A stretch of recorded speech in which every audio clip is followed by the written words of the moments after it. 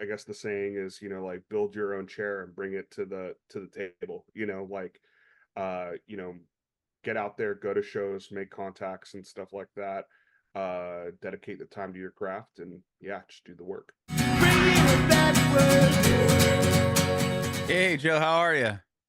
Good, good. Just another beautiful Monday morning ish. Ish. Are you in San Francisco?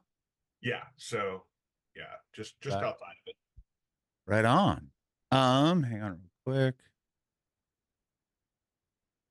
You don't have can you is there any way to boost your audio a little bit on your end?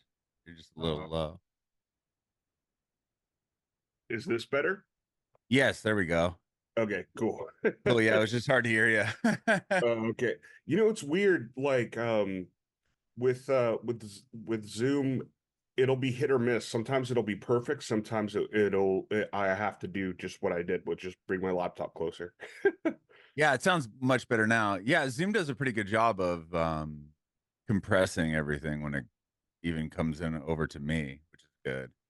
But awesome. I'm Adam. Nice to meet you. Nice to meet you, man. Sweet. So this podcast is about you, your journey in music, and we'll talk about the new music you all have coming out. And I want to know how you guys got on Solid State and all of that as well. Alrighty, yeah, sure. Sweet. So you're in San Francisco. Are you originally from the Bay Area? Yes. Born and raised in what's now not such a little town called Redwood City, even though it's called Redwood City. Now it's much more of a city. Um Yeah. and yeah, that's where I grew up. North Bay, right? Mm-hmm. Okay. Yeah, I lived in San Francisco for like 5 years, or Oh, nice. Oakland, I Okay. should say. Bay Area. Yeah. Yeah, yeah, um, yeah. Yep. Yeah, I'm originally from San Diego, and then I started on terrestrial radio. So I was on, I think it's back now, Live 105 in San Francisco. Mm-hmm. It is back, Yeah, yeah. yeah. It was they changed it to something else, Dave FM or some garbage like that. I can't remember. It was like so random. But anyway, rad. So growing up, did you come into the city a lot as a kid, or like come check out? I would imagine most of the shows you'd go to were probably in San Francisco or Oakland. Uh yeah, I definitely went to the bigger shows out in San Francisco. For a while, the smaller shows were out there at this really sketch part of town, like the Tenderloin in San Francisco. Uh Yeah. They have called one in Redwood City? No, Oh, they had I would usually go to either something Richmond. in San Jose or in where's like or that area, which was kind of like had the smaller shows usually, you know. Oh, Um in Tenderloin. Is that what you're no, saying? no, Or are no, you no. just comparing? Sorry, I'm confused. Oh yeah, my bad. So like yeah, so basically for the first few years of my like concert attending years or shows, I should say, like they were just really small. There was a place called the Pound in San Francisco that was like perfect for, small bands that were just coming up, like a little band called Under Oath, Oh, uh wow. or Yeah, those guys are tiny. yeah, exactly. Or Every Time I Die and Haste the Day. So back Wow. then, basically, like they were like the size of like I guess my band now. You know what I mean? Hmm. And so like on the smaller side, but obviously they're Yeah, blown up. huge now. So but back then, this was like just as, um their big albums were just being released, Hmm. so like so they were playing like these 300, 400 cap rooms, um but that shut down unfortunately, and that was in the Tenderloin area, and that was like, yeah, that was super sketch. Like we would Oh, arrive yeah. at the venue, my friends and I, and just a bunch of like emo kids, like just Hmm. standing there, and then you would just see like syringes on the ground and stuff, and we're just like, whoa. And then Yeah. but then that kind of like shifted because that venue shut down. And then Twitter like bought a building there, right? And it's Yeah, under like years maybe. I mean, later. that's part of the reason why they probably all went nuts. But then the San Jose area started hosting more shows at churches and various different churches and stuff like that. And Mhm. you know, and that's where I would see a lot of bands that you know, ended up being, I mean, like one of my old bands opened up for Sonny Moore right before he became Skrillex. Oh, no way. Yeah, like over there, and that was at a place that was just like it was just like a community center, but for, you know, like for youths. And Mhm. but I mean that the capacity there was, I mean, it was 100 people if they were all like, you know, just like sucking in, I guess, you know, Mhm. like Was that with he from first to last, or was it even before he was in that band? no, it was right in between. It was like he was just known as Sonny Moore. And Okay. it was just like this brief window of time where, yeah, and Johnny Craig was there too. Uh Okay. but yeah, just very small venues before like all these artists like really took off. That's where I would usually go. But if I wanted to go see, you know, much bigger bands and whatnot, or like, you know, as Under Oath grew and whatnot, then I would go to, you know, yeah, the bigger places like the Fillmore and Yeah. whatnot. So Warfield or whatever. Is that yeah, one? Warfield? the Yeah. Warfield, yeah, Warfield. I've definitely did I see Under Oath there? I definitely saw Deftones and Dillinger Escape Plan there. That was sick. Okay. Yeah, Uh, and there's like I'm trying to maybe the Independence, the smaller one, or ooh, I Bottom of love the Hill, or I don't know. I'm trying to think Bottom off of the the cuff. Hill. Yeah, dude. Slims, is that still there? No, dude. I mean, it technically is, but somebody else bought it Oh, and bummer. they turned it into like an EDM club. Oh, wow. I saw so many good bands come through there. Dude, I saw, yeah, dude, legendary bands like, yeah, that went through there. Next door is still available though for, I guess, more of the you know, rock based scene, which is DNA Lounge. Oh, okay. Yeah, So um you know, so I like that place too, and their pizza's awesome. So there you go. Right on. Well, how did you get into music? Did you come from a creative or musical household at all, or? I didn't come from a music household basically at all. Like my mom, um, you know, when she was raising my sister and I, um, you know, she was never like music was one of those things that she liked to have on in the background. You know, she didn't play an instrument Mhm. or anything like that. She's one of those folks that if you ask her, "Hey, who sings the song?" She has no idea who it is. She just Okay. likes the song, you know. Got it. Yeah, yeah. Um, but I took a real keen interest on it, and my sister's the same way as my mom. Um, and but and I'm the exact opposite. I, you know, know, you know, back then, you know, especially as I got into music more and I bought CDs. I mean, you know, like in middle school, I would save my lunch money and not like eat lunch. That way I could go buy the new, you know, Drive-Thru record album, you know, whatever, Sure. Yeah. you know, and then my mom would be like, "Why are you always so hungry after school?" I'm like, "Don't worry about it."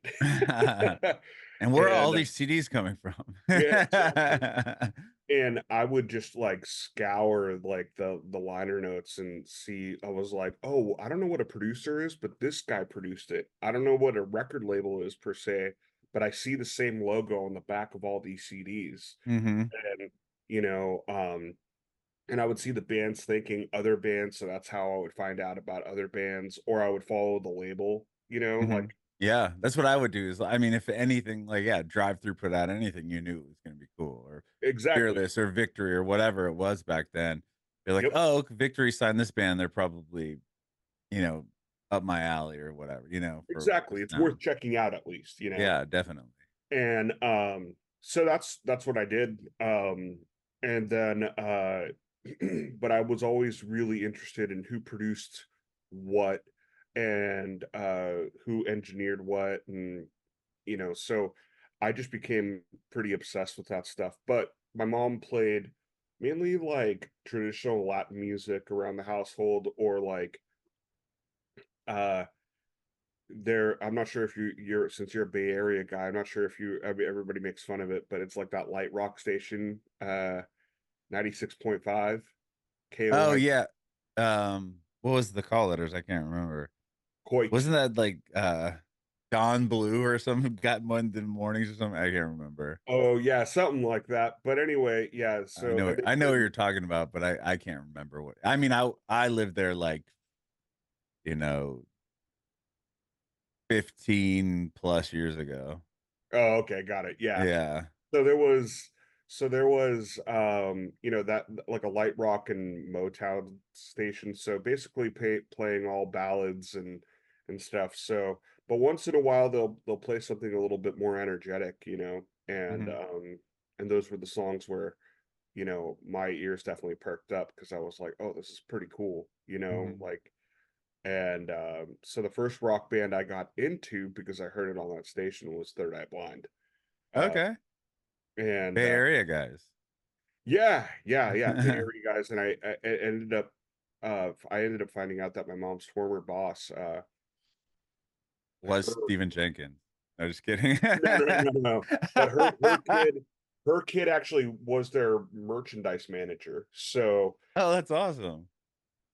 So there was a connection there, so I was able to get like free CDs and stuff, and and yeah, so that's kind of what got me into rock, which is quite a bit different because if you listen to the other guys in my band stories, it's I mean typically like the Beatles or some sort of classic Hmm. rock or classic metal or something like that. Whereas for me it's like, I mean, my mom definitely didn't know who Pink Floyd was or whatever, Wow. let alone Yeah. me, you know what I mean? So Wow, that's cool.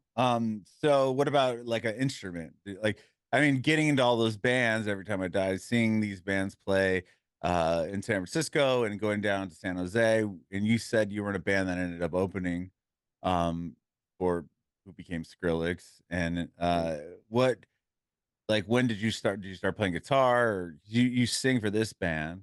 right. Was that So some of you have you always been like the front guy? no. This is the first band that I've fronted. I've always been like kind of more, so I started on violin a long, long time ago. Wow. Because I really did like a lot of classical music growing up too. So I guess that was like I was only allowed to listen to what my mom listened to plus classical. So, Okay. very strict traditional household. So, Until what like when did you start getting to go to all these shows like in Tenderland and stuff? Or you like dude, I think I was like 15, dude. oh, Like okay, so I was you a were little just bit older. teenager. Got it. Yeah, and even then, like a lot of my friends started going to concerts when they were younger, Mhm. but I wasn't allowed to for a long time. But yeah, so I started off in violin, and then that kind of like fell to the wayside, and then I really wanted to play guitar because I wanted to write it's I wanted to write my own songs more than actually be like a guitarist, if that makes Mm. sense. Yeah, yeah, yeah. You just And I wanted it didn't as like a vehicle to write your own song instead of like, I want to learn every third I want or whatever it may be. You know what I mean? right, exactly. And so it's like I just want to know enough so that way I can, I guess, express myself is, Mhm. kind of how I looked at it. So um I then and then as I kind of, like I mentioned, I kind of got into the drive-through stuff, and I think you know, I really had an appreciation for more of the mainstream stuff, like Third Eye Blind and all that stuff, and but I really started to fall in love with more of the underground stuff, whether it was like uh, stuff that you would find on smaller labels, back then, you know, like bands like Alkaline Trio and Hot Water Music were Those are like two of my favorite bands. oh yeah. See, like Yeah. yeah, Hot Water is definitely like up there for me. And Yeah, I have a sleeve based off of that album cover, the split that they did. oh Those weird hell yeah, dude. heads. You see That's that? so sick. Yeah, I'm a huge Hot Water Music fan. So They did that like so, vinyl that had the two sides and they covered one of each other's songs. I don't know. oh Yeah. yeah. And The the picture disc had this crazy drawing on it. Like that's amazing. So oh, okay. I had a Yeah. guy come up with a version of it. Anyway, I, sorry. no, no, you're good. But no, I actually have the split with Bouncing Souls and Hot Water Music. Mm, I love yeah, Bouncing it's a good one. yeah. But you know, so like you know, there was stuff that I discovered that was like on, you know, Drive-Thru was one, but another one was Fueled by Ramen before they got all that Paramore money, you know. Mm, yeah. Um, you know, back when Jimmy Eat World actually released uh that one EP that right before Clarity, the one before Clarity. the one in between Clarity and Bleed American. Oh, okay. I can't remember what it's called, but I know what you're talking about. It was just self-titled. I have the 10-inch and it's very and it has that one really or there's two songs that you can't find anywhere else, not even on streaming platforms. One of them's called Roller Queen. Mm-hmm. Jimmy Eat World's my all-time favorite band, but Oh wow. Okay. yeah. So, but you know, like stuff that was like on Asian Man Records, you know, Fueled by Ramen, you know, stuff like that, and then started to listen to stuff that was like on Solid State and well, Mm-hmm. first Tooth and Nail because I didn't go immediately into the heavy stuff, Right. but you know, a band on uh Drive-Thru and then later on was Finch that Yeah. like really started like you know Third Eye Blind would have the occasional scream here and there and I thought it was pretty cool, but it wasn't until like Finch brought it along because they still had very strong pop punk roots, but they were doing something a little heavier, you know. Yeah. Yeah. They were a band from well, like I guess it's not even really San Diego County. It's more like Riverside County, I guess at that point. Yeah, they're from Temecula, which so Yeah. they try to would claim them as a San Diego band, which is funny, but Oh, really? uh-huh. Nice. Yeah, and then a Static Lullaby, who were from Chino Hills. So like, you know, those were like some of the heavier bands that I started to get into. But and you know, a lot of my friends are getting into heavier stuff, and I was like, okay, well, I want to kind of dive into that too. So the first like, I would say the first heavy record, in my opinion, that I bought was Failure On by Beloved, you know, and that was on Solid State Records. And I really liked some of the riffs, and then my friends were like, well, you probably like metal more than hardcore then, because hardcore is a little bit more rhythmic and, you know, um, breakdown heavy, you know. And so I bought a Zayo CD, that was a compilation. And I bought Haste the Days Burning Bridges. Okay. And growing up, I did have a cousin that did listen to all a bunch of like, you know, metal and grunge and stuff. So I was aware of it. Like I knew I loved that twin guitar stuff that Iron Maiden did. I Mm-hmm. was exposed to Iron Maiden at a very young age and Nirvana and Slayer and all that stuff. Mm-hmm. But because it was taboo in my household, you know, I never really dove into it. Yeah, right. You're like, here, mom, like check this one out. Yeah, exactly. Called Check South of out South of Heaven. Heaven, you know. Don't mind Diabolos and Musica, the guy in the cover. Like, don't worry about what he looks. Exactly. Um, well, that's cool. So, like, so you start playing guitar, writing your own songs, and then you said you had a band. But how long down the line do you begin Lightworker? And you Ooh. guys had an EP out, and like, what that was that on Solid State, or is this the first album or first release from Solid State? This is our second release on Solid State. Our EP Okay. was DIY. Um, and yeah, so and actually our first album is like, even though it was released on Solid State, we did everything DIY, pretty much. And they like signed the album or something, or like Exactly, signed you and put it out. exactly. Got So it. because we were literally waiting for the masters when like everything else was done except for the masters, and so obviously we didn't have artwork or anything, but in terms of the music, like we had vinyl mixes and everything waiting, and we had sent it off to get mastered, and we were just waiting for that, and then they offered us a deal. Um, Wow.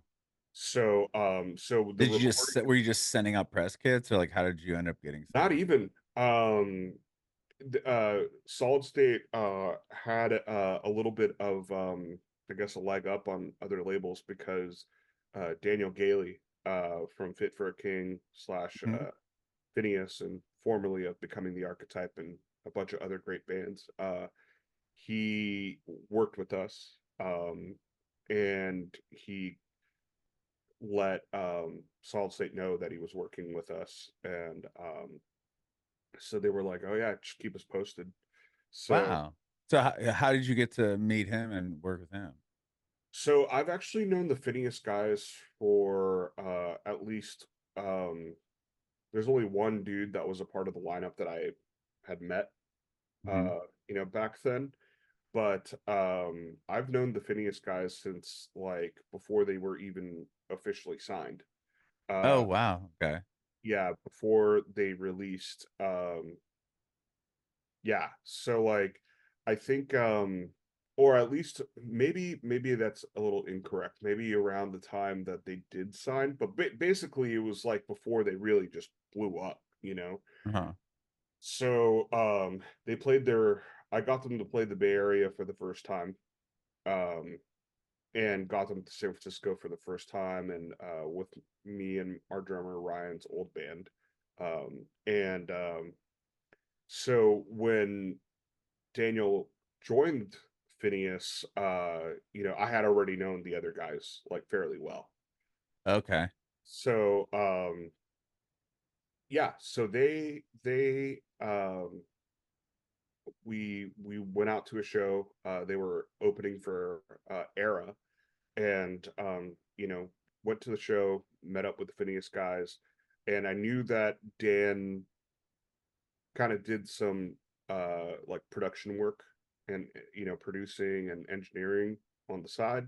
So I was just like, hey, I told my guitarist Grayson, and I was like, we can work with him, or there's this other guy I know that's like rad too, but we knew that we wanted to step up like um the the the guitar game, on Mhm. our end. So yeah, ultimately we showed Daniel like our old stuff, and he was just like, "Yeah, this is sick. Yeah, let's do this." And so yeah, through I guess my prior connections with Phineas and whatnot, our friendships and whatnot, we were able to go to you know Work with yeah, him and yeah, work with eventually, him. yes, Solid State. Yeah.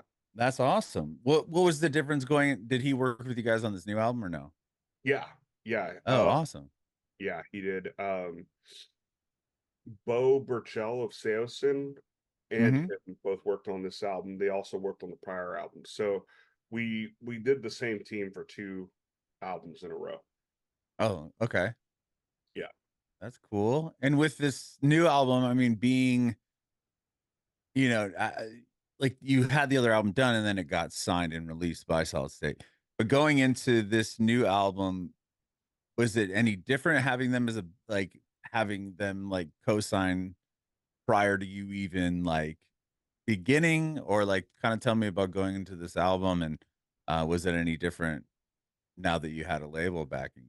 You know, you have this, Um you have the seat, you have the, the logo on your album that you used to look through as a kid and be like, oh, okay, this band's probably awesome because they're on Solid State.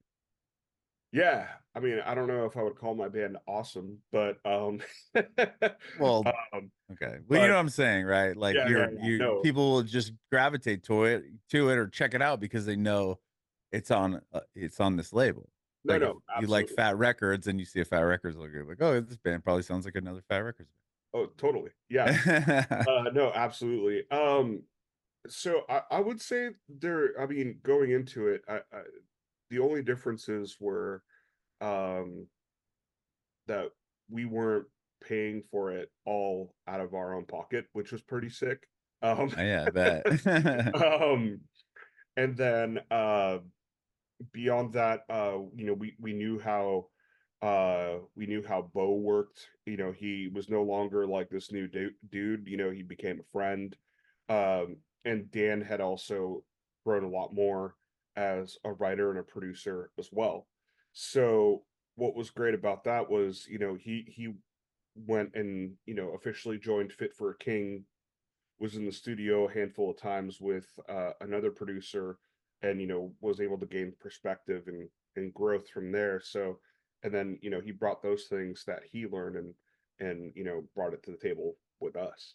So I think the biggest change was the two biggest changes were, like, we were on a label, and so we didn't have to self-fund anymore, which is awesome. And then I think everybody kind of knew each other more and or was more seasoned at what they did.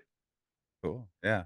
And with this album, like, tell me kind of about it, like going, like the writing process of it, as far as like what's the album about, and did you know you were going to be writing an album? Because I mean, nowadays a lot of people are just doing single, wait a few months, single, wait a few months, and then Right. those all become an EP of sorts. But to go into an album, I mean, that's cool. I appreciate it, but it's just definitely not the norm. And Yeah. Yeah, I think we kind of entered into this whole uh music business thing at a unique time where there is a lot of change that's happening, you Mhm. know and it's happening faster than it ever has before, because when MP3s came to light, I mean, that ruled for a solid like 10 years almost, so there was no real shift. But yeah, as we became a band, it's like physical media was going down, but for whatever reason, vinyl was going up, streams took over and whatnot. Like, people used to look at, your followers on social media. Now it's like, how many streams are you getting monthly? You know, and also recording is a lot easier now than it was even 10 years ago. Mhm. Um, so I think for us, going into this record, this has definitely been the most difficult batch of songs that me or Grayson have ever written or been a part of. Um, it's I love the creative process, but Grayson definitely struggled with a lot of writer's block. Um, and and rightfully so. I mean, the world was kind of shut down for quite a while there. So like Yeah.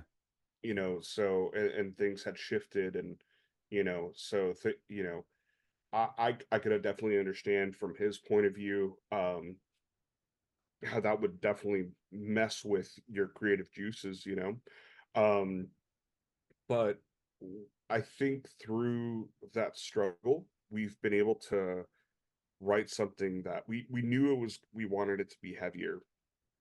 And I think we're getting to a point where it's like, oh, okay, we're kind of learning how to be like how to write heavier music, and we're recognizing what works for us.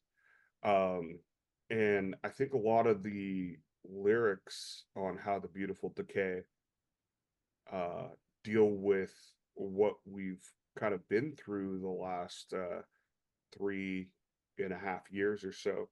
And it's all compiled into 10 songs, and the name of the record came about before we even wrote a single note Oh, or lyric. really? Yeah, and so that was kind of like our kind of our guide. It's like, hey, everything we write, we want it to be able to sound like it would fit under this title.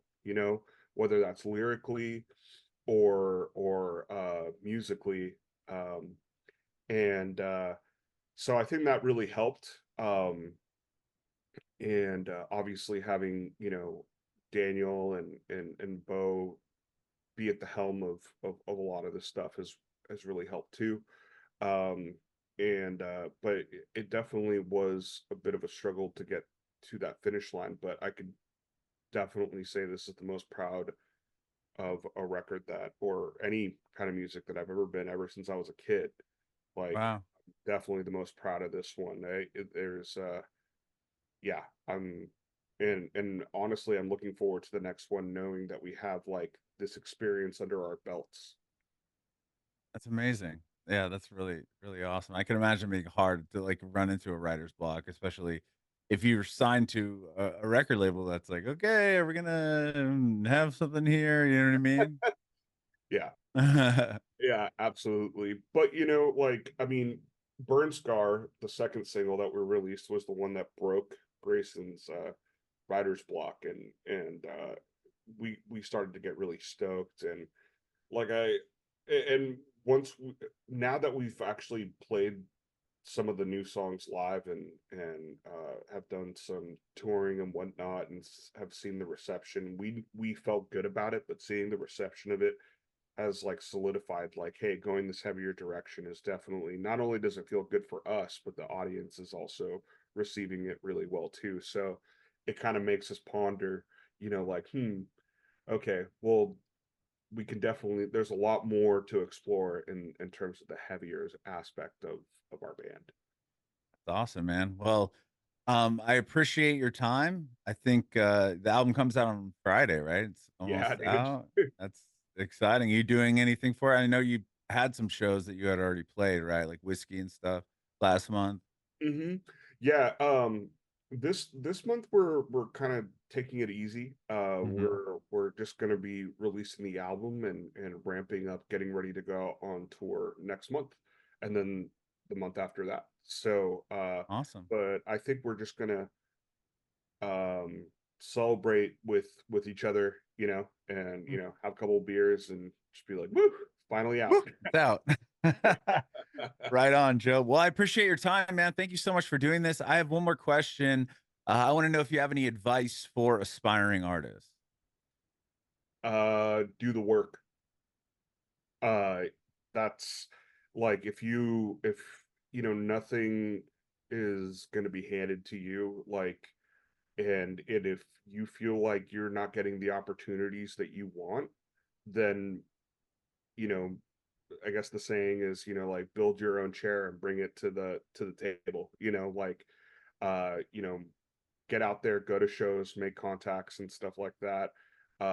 Dedicate the time to your craft, and yeah, just do the work. Bringin it backwards.